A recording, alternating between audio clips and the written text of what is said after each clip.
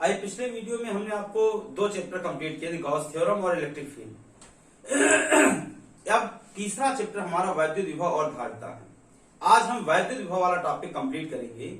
चलिए अपना नया टॉपिक देखते हैं, वैद्युत विभव।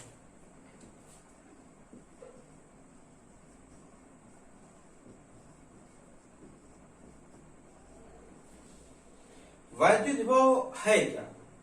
इलेक्ट्रिक पोटेंशियल, इसे हम क्या कहते हैं?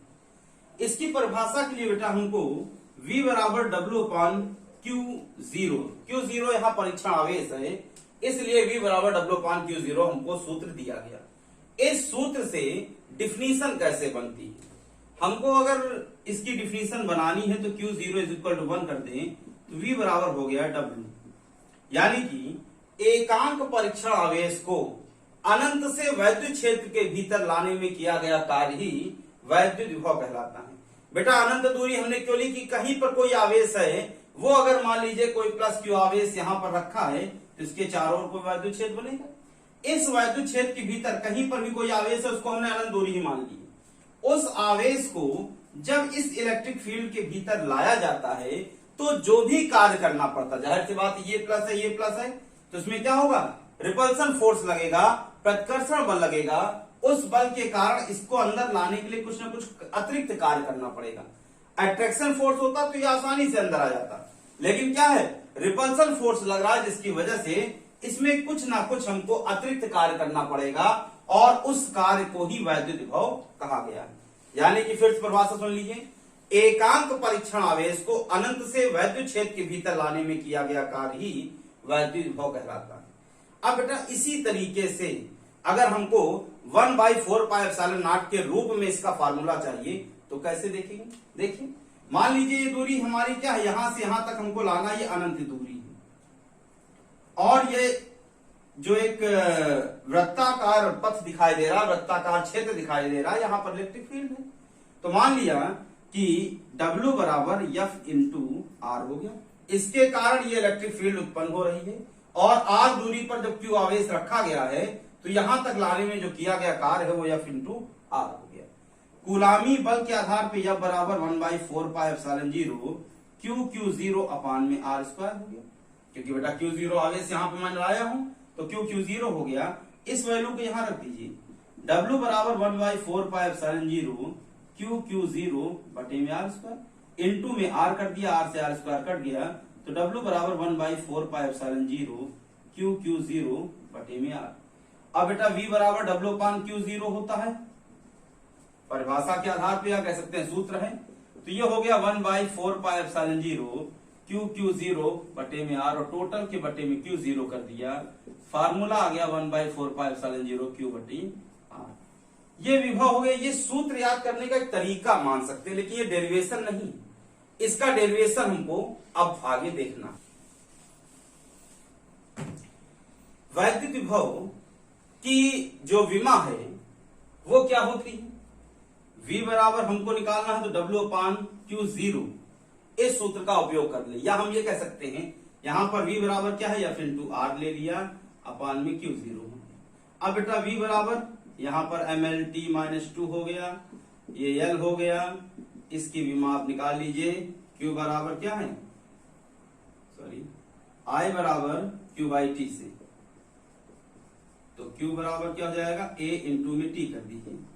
A यहाँ पर वैद्युत धारा है, A इंटू T, तो यहाँ पर A इंटू T हो गया। इसको ऊपर लेते जाइए तो ML2T-2 A-1 और यहाँ पर बेटा T-1 हो गया। अब ये क्या हो जाएगा, ML2T-2, सॉरी यहाँ पर -1 इसके साथ जोड़ोगे -3 हो गया, A पावर -1। ये फिलहाल तो विभव की विमा हो गई और बेटा इसका मात्रक वोल्ट होता है, ठीक है। तो फिलहाल तो ये डायमेंशन कैसे निकालता है, कहीं बोर्ड पेपर में क्वेश्चन पूछ लेता है कि विभव की विमा बताइए, तो आप इस तरीके से इसकी विमा निकाल सकते हैं। वैद्युत विभव के सूत्र का निगमन।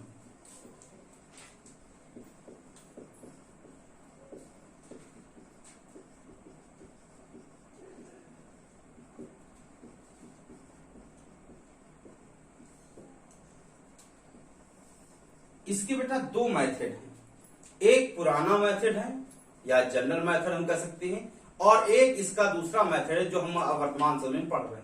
हम दोनों तरीके आपको बता दे रहे हैं, देखते हैं। मान लिया कि कोई क्यू आवेश यहां पर रखा है और कहीं पर परीक्षण आवेश अनंत पर रखा है। इस Q0 और Q के बीच की दूरी को हम कई छोटे छोटे भागों में डिवाइड कर ले रहे हैं, ABCD। जब बेटा कई छोटे छोटे भागों में डिवाइड की तो ये इस R A के बीच की दूरी R मैंने मान ली, B के बीच की दूरी Q से मैंने R1 मान ली, C के बीच की दूरी मैंने R2 मान ली और D के बीच की दूरी मैंने R3 मान ली। अब बेटा यहां तक की दूरी को हम कई भागों में तोड़ दे, EBFGH क्या चाहे जितना करते हैं। फिलहाल हम 4 ही भागों में तोड़ दे रहे हैं। अब हमको यहां से आगे सॉल्व करना है। इस Q0 आवेश को जब बिंदु A तक हम लाते हैं तो Q0 जब बिंदु A पर आएगा तो Q और Q0 के बीच में गुलामी बल लगेगा। वो बल हमने FA मान लिया और उस बल का मान हो गया 1/4πε0 Q0 बटे में R², इक्वेशन फर्स्ट। इसी तरीके से FB हो जाएगा 1/4πε0 Q0 बटे में R1², इक्वेशन 2।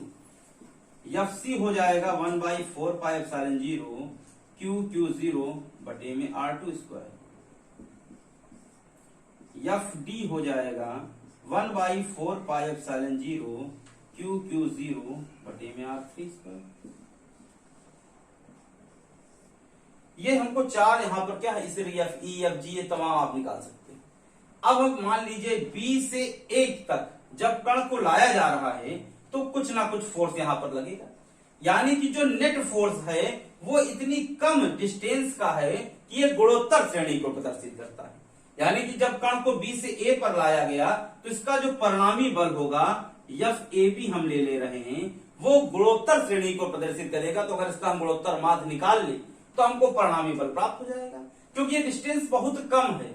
इस वजह से FAB बराबर हम गुणोत्तर माध्य ले रहे हैं तो FA इंटू में FB हो गया। FAB बराबर हो जाएगा अंडर रूट के अंदर 1/4πε0 Q0 बटे में R² इंटू में 1/4πε0 Q0 बटे में R1²। अब यहां पर 1/4πε0 Q0 बटे में R इंटू में R1 हो गया। ये बेटा FAB निकल आया। इसी तरीके से FBC 1/4πε0 Q0 R1 R2, FCD 1/4πε0 Q0 R2 R3। ये हो गया समीकरण नंबर 5, 6 और 7। ये हमारे FAB, FBC, FCD। अब AB के बीच में कितना काल हुआ तो WAB बराबर FAB इंटू में AB कर दिया। FAB का मतलब 1/4πε0 Q0 R1 और यहां पर बेटा देखो AB के बीच की दूरी R1 माइनस R हो जाएगी, क्योंकि ये दूरी R1 है, ये दूरी R है। इसमें अगर R1 में मैंने R को घटा दे तभी तो ये दूरी निकलेगी। तो ये दूरी R1 माइनस R हो गई। यहां पर हमने अगर R1 को अंदर ले लिया तो 1/4πε0 Q0 यह आ गया 1/R माइनस 1/R1। इसी तरीके से WBC हो जाएगा 1/4πε0 Q0 1/R1 minus 1/R2। WCD हो जाएगा 1/4πε0 Q0 1/R2 माइनस 1/R3। अब बेटा हमको ये छोटे छोटे जो कार्य हैं इन सबको क्या है टोटल वर्क निकालने। टोटल वर्क निकालने के लिए हम सबको जोड़ दें। W बराबर WAB WBC प्लस WCD क्या है जितने तक पहुंच रहा है। अब यहां पर जब टोटल वर्क हम निकालेंगे तो हम यहां पर लिख सकते हैं W is equal to 1/4πε0 Q0 1/R minus 1/R1 plus Q0 4πε0 1/R1 minus 1/R2 plus इस तरीके से आगे लेते चलिए। अगर बेटा हम Q0 बटे में 4πε0 कॉमन ले ले तो 1/R minus 1/R1 plus 1/R1 minus 1/R2 plus 1/R2 क्या हो 1/∞ तक लेंगे। अब देखो बेटा R1 से R1 कट गया, R2 से R2 कट गया। अब बचेगा लास्ट में क्या W is equal to Q0 बटे में 4 pi epsilon 0 1 by r minus 1 by infinity. W बराबर 1 by 4 pi epsilon 0 q q 0 बटे में आर। 1 बाई इंफिनिटी का मान 0 होता है, इसको हमने हटा दिया तो W निकल आया। अब फार्मूले में आ जाइए जो हमने परिभाषा में लिखी थी, V बराबर W अपान क्यू 0। हम W की वैल्यू यहां रख दें तो 1 by 4 pi epsilon 0 q q 0 बटे में R अपान में क्यू 0। तो V बराबर क्या हो गया 1 बाई 4 पाई एप्सिलॉन 0 क्यू बटे में R। ये क्यू आवेश के कारण R दूरी पर वैद्युत विभव का सूत्र हमको प्राप्त हो गया। देख लीजिए, कहीं कोई भी समस्या हो तो हमको कमेंट बॉक्स में लिख के जरूर बताइए। ये बेटा ओल्ड मेथड है, इस मेथड का उपयोग आप फार्मूले को डेरिवेशन करने में कर सकते हो, लेकिन हमारे हिसाब से जो लेटेस्ट मेथड हमको उसका उपयोग करना चाहिए। इसलिए अब लेटेस्ट मेथड देख लीजिए जो इस समय चल रहा है वर्तमान में। मान लिया कि कोई क्यू आवेश बेटा यहां पर रखा है, इस क्यू आवेश से अनंत दूरी पर क्यू 0 आवेश रखा हुआ। इस क्यू 0 आवेश को इसके वैद्युत क्षेत्र में लाने में कितना कार्य किया गया है, वो कार्य जब हमको ज्ञात हो जाएगा तभी वैद्युत विभव हम ज्ञात कर सकते हैं। तो हमने क्या किया, इस दूरी को कई छोटे छोटे भागों में मैंने डिवाइड कर लिया। जब ये अनंत दूरी को हमने कई छोटे छोटे भागों में डिवाइड कर लिया तो Q0 को बिंदु A तक लाने में टोटल वर्क कितना करना पड़ा, ये हमको ज्ञात करना है। जब कुल वर्क हमको ज्ञात करना है, टोटल वर्क ज्ञात करना, तो हमने मान लिया कण को B से A तक आने में एक छोटा सा कार्य, एक बहुत ही कम कार्य करना पड़ा, DW हमने मान लिया।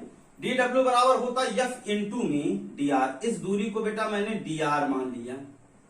कितना मान लिया? DR। ये हमारा क्या यहां से यहां तक जब आया तो हमने एक छोटा सा बल F मान लिया, F इंटू DR निकल।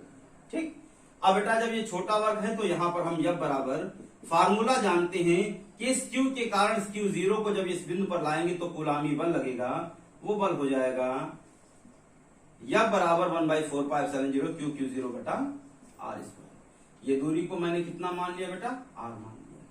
अब बेटा इस फार्मूले में हम ये वैल्यू रखते हैं 1 by 4 pi epsilon 0 q q 0 बटे में R स्क्वायर इंटू में DR। बेटा DW 1 by 4 pi epsilon 0 q q 0, अब यहां पर क्या है DR बटे में R स्क्वायर कर दिया गया। बेटा ये तो एक छोटा सा, एक छोटी दूरी के लिए जो कार्य किया गया वो हमको प्राप्त हुआ, लेकिन कण को यहां लाए, फिर यहां लाए, फिर यहां लाए, फिर यहां लाए, तो कितना कुल वर्क करना पड़ा। ये दूरी इन्फिनिटी है, ये दूरी R है, तो यानी कि जो इन्फिनिटी से R तक अगर कुल कार्य के लिए समीकरण का समाकलन करने पर, तो बेटा समाकलन करने पर यहां पर हो गया DW 1 by 4 pi epsilon 0 q q 0, और ये हो गया क्या है R से इंफिनिटी तक, इसका समाकलन हमने करा R स्क्वायर। अब बेटा R स्क्वायर को हम इस तरीके से लिख दें,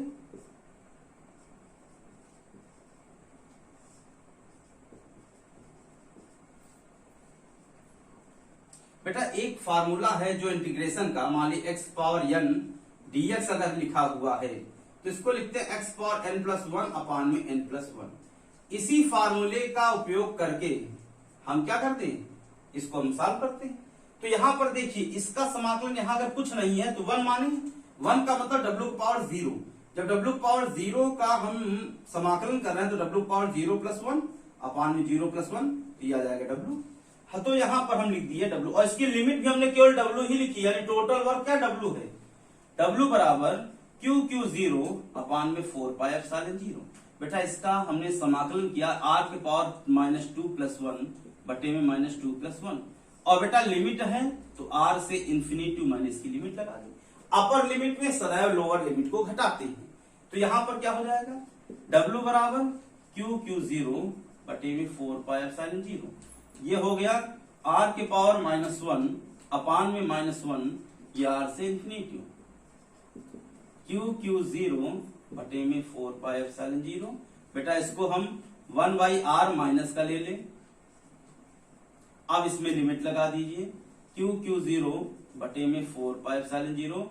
यहां पर आ गया अपर लिमिट में लोअर लिमिट घटाएंगे तो -1/r की जगह पर इंफिनिटी -1/r है, तो इसको यहां पर लिख दीजिए बेटा। ये हो जाएगा Q0 अपान में 4πε0 1/इंफिनिटी 0 हो गया बेटा, माइनस माइनस प्लस हो गया, तो यहां हम थोड़ा डायरेक्ट लिख रहे हैं 1/r।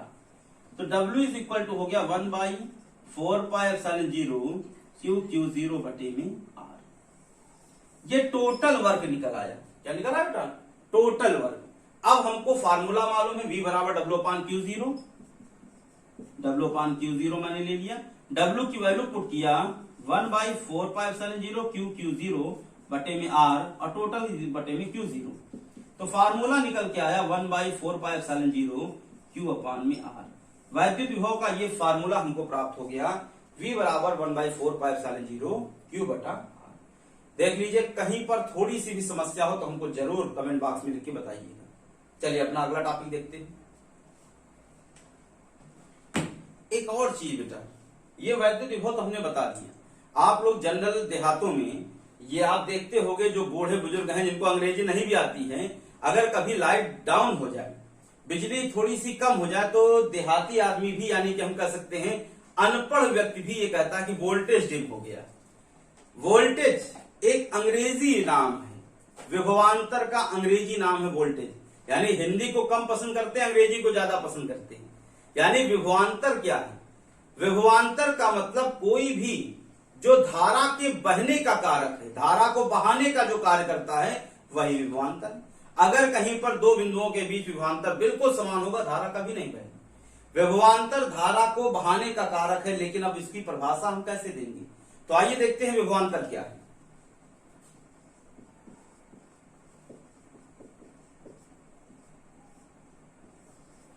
विभवांतर का अंग्रेजी नाम या विभवांतर की इंग्लिश है वोल्टेज, और इसकी विमा, इसका मात्रक, सब कुछ विभव के से मिलता जुलता। विभव की ही विमा इसकी विमा है, विभव का मात्रक ही इसका मात्रक है। बस इसमें थोड़ा सा अंतर होता है कि विभवांतर में हम लोग क्या है, दो तार के बिंदुओं के बीच की बात करते हैं, या हम एक तार के किन्हीं दो बिंदुओं के बीच की बात कर लिए। विभव में हम अनंत के किसी बिंदु की बात करते हैं। तो विभवांतर क्या है? अगर कोई चालक तार, जैसे कि सपोज दैट, मान लीजिए खंबा है, इस खंबे में एक तार लगा जो कि हमारे घर में बिजली पहुंचा रहा है। अगर इसका विभव 220 वोल्ट है, तो मेरे घर का विभव, यानी मेरे घर में जो तार आया है, इसका 200 वोल्ट है, तभी करंट बहेगी। और जिधर ज्यादा है उधर से कम की तरफ बहेगी, जैसे कि पानी बहता है। पानी क्या है? हायर लेवल से लोअर लेवल की ओर बढ़ता है। अब जब उच्च लेवल से निम्न लेवल की ओर बढ़ता है, तो वही चीज यहां पर है, उच्च विभव से निम्न विभव की ओर धारा बहेगी बेटा। अगर यहां पर धारा नहीं बह रही, इसका मतलब इसका विभव भी 220 वोल्ट है। तो एक बात तो क्लियर है, अगर विभवांतर नहीं होगा तो कभी भी धारा नहीं बहेगी। विभवांतर होगा तो धारा बहेगी। जितना ज्यादा विभवांतर है, उतनी हमको अच्छी करंट प्राप्त होगी। तो विभवांतर की परिभाषा यह है बेटा कि वैद्युत क्षेत्र के भीतर किन्हीं दो बिंदुओं के बीच में आवेश को प्रवाहित करने में किया गया कार्य ही वैद्युत विभवांतर कहलाता है। जैसे मान लीजिए कि ये कोई दो तार के एक तार हैं, जिनके ये दो बिंदु हैं ए और बी।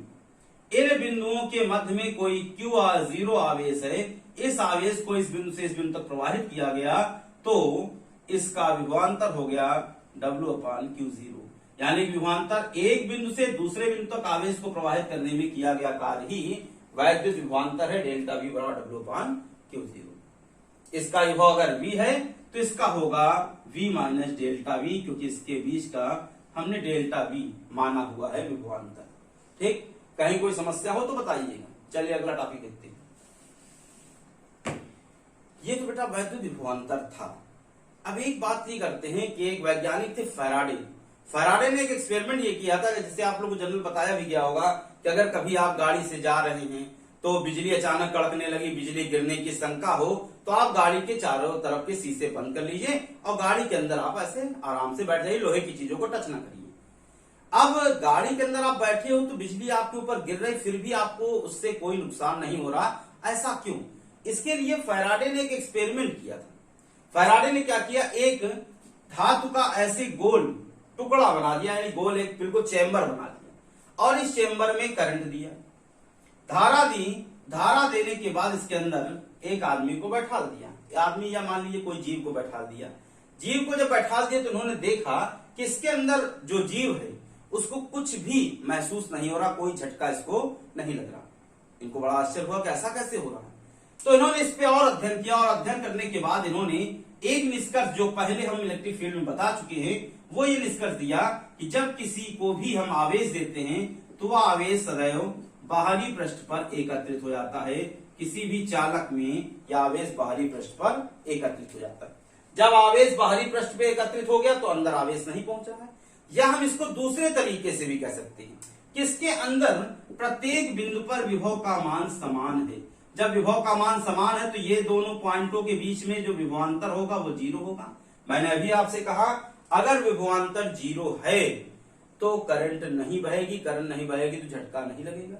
तो इसका मतलब इसके प्रत्येक बिंदु पर विभव का मान समान है। तो यही तो हमारा अगला टॉपिक है, समविभव पृष्ठ, यानी कि ऐसा पृष्ठ जिसके प्रत्येक बिंदु पर विभव का मान समान हो, उस पृष्ठ को हम समविभव पृष्ठ कहते हैं। इसकी कुछ प्रॉपर्टी हैं जो कि वैद्युत बल रेखाओं से मिलती जुलती हैं, तो वही प्रॉपर्टी इसकी भी है जो वैद्युत बल रेखा की प्रॉपर्टी। तो समविभव पृष्ठ क्या है, किसी भी धात्विक यानी कोई भी ऐसा धात्विक पृष्ठ जिसके प्रत्येक बिंदु पर विभव का मान समान हो, समविभव पृष्ठ कहलाता है। ठीक है। प्रवणता, विभव प्रवणता, दूरी के सापेक्ष विभव परिवर्तन की दर को ही विभव प्रवणता कहा जाता है।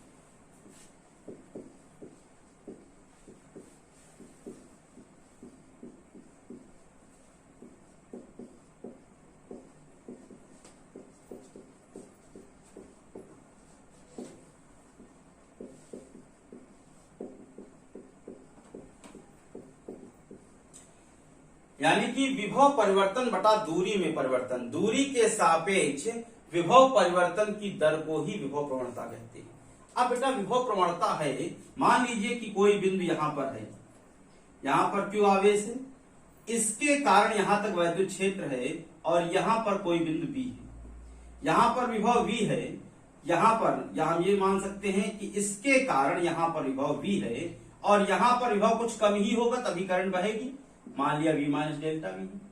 यहां से जब इसको कोई आवेश यहां पर है यहां तक लाया गया, या हम ये कह सकते हैं कि यहां पर डेल्टा एक्स की दूरी है, तो डेल्टा एक्स की दूरी में कितना विभव परिवर्तित हो रहा है। जाहिर सी बात बेटा बी से ए तक लाओगे तो ये दूरी अगर इसको मूल बिंदु मान रहे हो तो ये दूरी ऋणात्मक होगी। तो देखते हैं बी से ए तक लाने में किया गया कार्य एफ इंटू में माइनस का डेल्टा एक्स हो गया कि नहीं हो गया। जब W बराबर F into minus delta x हो गया तो एफ बराबर हमको मालूम है Q जीरो इंटू मी है। वैद्युत बल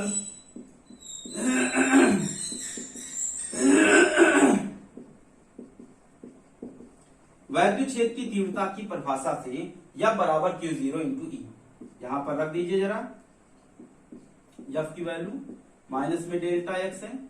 बेटा आप देखो Q जीरो को हम इधर ले आए, W पान में Q जीरो, ये हो गया E इंटू में माइनस डेल्टा एक्स की जगह पर डेल्टा V लिख दिया E इंटू में माइनस डेल्टा एक्स। तो डेल्टा V अपान में डेल्टा एक्स कर दीजिए, तो यही तो आपका विभव प्रवणता है। मैंने अभी क्या बोला, दूरी के सापेक्ष विभव परिवर्तन की दर को ही विभव प्रवणता कहा जाता है। यही वैद्युत क्षेत्र की तीव्रता और विभव प्रवणता में संबंध। अगर आपसे पूछा जाए कि वैद्युत क्षेत्र की तीव्रता विभव प्रवणता में क्या संबंध है, तो आप ये डेरिवेशन कर सकते हैं। विभव प्रवणता की परिभाषा पूछी जाए तो आप बोल सकते हो दूरी के सापेक्ष विभव परिवर्तन की दर को ही विभव प्रवणता कहा जाता है। वैद्युत द्विध्रुव को घुमाने में किया गया कार्य, वैद्युत द्विध्रुव के जितने भी लगभग इस तरीके के डेरिवेशन थे पहले वीडियो में हम बता चुके हैं। अब विभव से रिलेटेड जो है डायपोल, वो हम आपको बता दे रहे हैं। तो वैद्युत द्विध्रुव के कारण अच्छी स्थिति में विभव, वैद्युत द्विध्रुव के कारण अक्षीय स्थिति में विभव। बेटा मान लिया कि ये डायपोल, डायपोल क्या होता है ये हम आपको पहले चैप्टर में, या हम कह सकते हैं पहले वीडियो में बता चुके हैं। डायपोल मोमेंटम की दिशा क्या होती ये भी बता चुके हैं, इसलिए पहला वीडियो हमारा देख लीजिएगा। दिक्कत हो तो बताइएगा। हम आपको डायपोल की डिफिनेशन फिर से बता दे रहे हैं। दो आवेश या दो परिमाण में बराबर परंतु चिन्ह में विपरीत आवेशों को जब एक दूसरे से अल्प दूरी पर रख दिया जाता है तो एक निकाय की रचना होती है, उसको वैद्युत द्विध्रुव कहते हैं। इसके बीच की दूरी बेटा हमने 2l मानी है। ये मध्य बिंदु है तो यहां से यहां तक की दूरी l हो गई, यहां से यहां तक की दूरी l। इससे r दूरी पर कोई बिंदु है P, यहां पर हमको वैद्युत विभव चाहिए। वैद्युत विभव एक अदिश राशि है, इसलिए इसकी हम दिशा की बात फिलहाल नहीं कर रहे हैं। यहां से यहां के बीच की दूरी r है, प्लस q के कारण P पर विभव V1 बराबर 1/4πε0 Q अपान में। अब बेटा ये दूरी r है, यहां से यहां तक दूरी l है तो r प्लस l हो गई, इक्वेशन फर्स्ट। माइनस Q के कारण विभव P पर, ये हो जाएगा V2 बराबर 1/4πε0 माइनस Q बटे में r माइनस l। बेटा अब यहां पर P पर कुल विभव, P पर कुल विभव V बराबर V1 प्लस V2 कर दे हम, तो V बराबर 1/4πε0 Q अपान में r प्लस l, और यहां पर माइनस हो गया क्योंकि ये माइनस चिन्ह है, इसलिए 1/4πε0 Q अपान में r माइनस l। अब इसको सॉल्व करते हैं, देखते हैं क्या आता है। V बराबर Q अपान 4πε0 हमने कॉमन ले लिया, यह आ गया 1/r plus l minus 1/r minus l। बेटा लासा लिया, Q अपान 4πε0 हो गया, लासा लिया तो r square minus l square आ गया, यहां पे आ गया r minus l minus r minus l हो गया। अब यहां हो गया Q अपान में 4πε0, r से r कट गया, माइनस 2l आ गया, अपान में r square minus l square. बेटा हम लिख सकते हैं l बहुत छोटा है r से, तो l स्क्वायर को छोड़ने पर, तो l स्क्वायर और छोटा होगा, तो ये हो गया Q, इसके साथ ले लो बेटा, तो ये हो गया 1/4πε0 माइनस 2QL अपान में क्या हो जाएगा r स्क्वायर। बेटा P बराबर माइनस 2QL हम ले सकते हैं, तो P बराबर 2QL भी होता है, अगर माइनस आवेश को लेंगे तो माइनस 2QL हो जाएगा। तो ये हो गया V बराबर 1/4πε0 P अपान में r स्क्वायर। ये अक्षीय स्थिति में वैद्युत द्विध्रुव है बिंदु P पर। देख लीजिए, कहीं समस्या हो तो बताइएगा। निरक्षीय स्थिति में वैद्युत द्विध्रुव के कारण क्या है वैद्युत विभव, वो भी देख लेते हैं।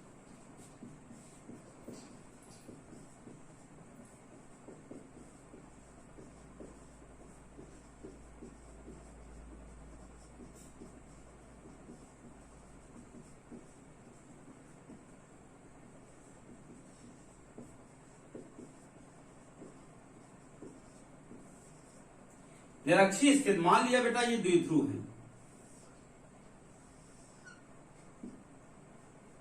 ये प्लस Q है, ये माइनस Q है।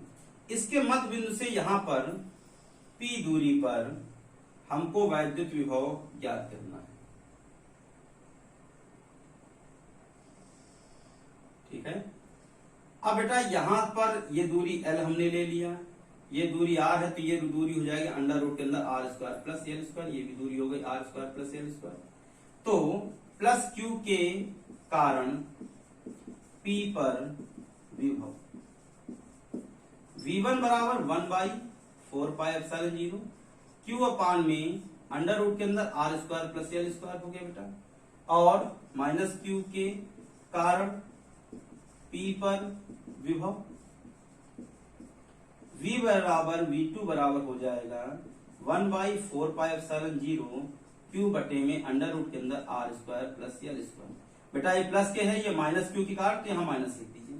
अब P पर कुल विभव, तो V बराबर बेटा V1 प्लस V2 कर दिया जाए, तो यहाँ हो गया 1/4πε0 Q बटे में अंडर रूट के अंदर r square plus l square, और यहाँ पर माइनस आ जाएगा क्योंकि माइनस चिन्ह लगा हुआ है, यहाँ 1/4πε0 Q अपान में अंडर रूट के अंदर r square plus l square. दोनों को सॉल्व करोगे तो ये 0 हो गया। यानी कि निरक्षीय स्थिति में वैद्युत द्विध्रुव के कारण बाहरी किसी बिंदु पर वैद्युत विभव शून्य होता है। लेकिन एक चीज और है बेटा, मान लीजिए निरक्षीय से थोड़ा इधर उधर है तो क्या होगा? तो हम ये मान ले रहे हैं कि अक्ष से बाहर, अक्षीय स्थिति को छोड़ करके किसी भी बिंदु पर अगर हमको वैद्युत विभव ज्ञात करना है तो क्या होगा, हम उसको देखते हैं।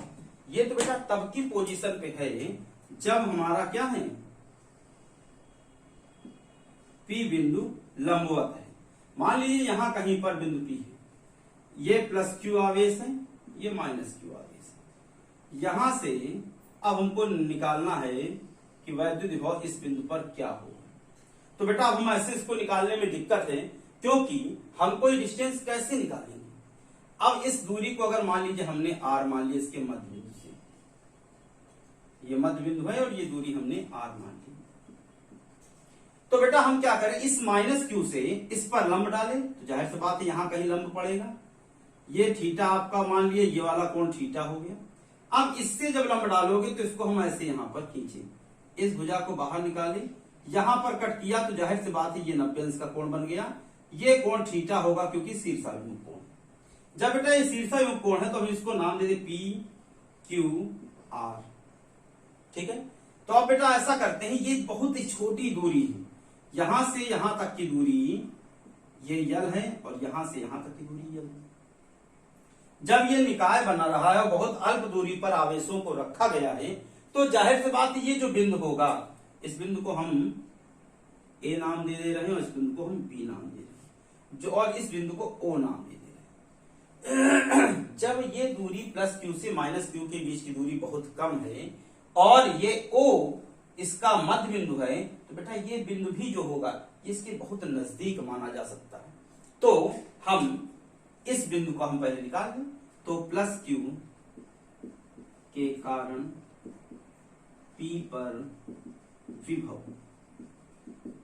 V बराबर 1/4πε0 Q अपान में। अब बेटा हम पहले ये दूरी निकाले, यहां से दूरी हो गई ना, क्योंकि ये दूरी अब हम क्या होगी, ये दूरी यहां की दूरी हो गई। अब इस दूरी को निकालने के लिए यहां तक तो R है, इस दूरी को निकाल ले तो ये यल है। तो देखो बेटा त्रिभुज QOB से बेटा देखो ये थीटा है, ये आधार के साथ बन रहा है तो कॉस थीटा ले लो। कॉस थीटा बराबर आधार हो गया आपका OB बटे में कर्ण यल है, OB बराबर यल कॉस थीटा हो जाएगा बेटा। जाहिर सी बात है OB यल कॉस थीटा, यहां से यहां तक दूरी R है, ये R plus L cos theta हो जाएगा बेटा। कहीं दिक्कत हो तो तुरंत बताइए। ये दूरी भी बहुत कम है, इसलिए ये जो दूरी हम यहां से यहां तक की ले रहे हैं वो हम यहां पर ले रहे हैं, जिसकी वजह से हमको ये दूरी क्लियर मालूम हो गई कि V बराबर V1 बराबर 1/4πε Q अपान R plus L cos theta. अब माइनस Q के कारण देख लो बेटा,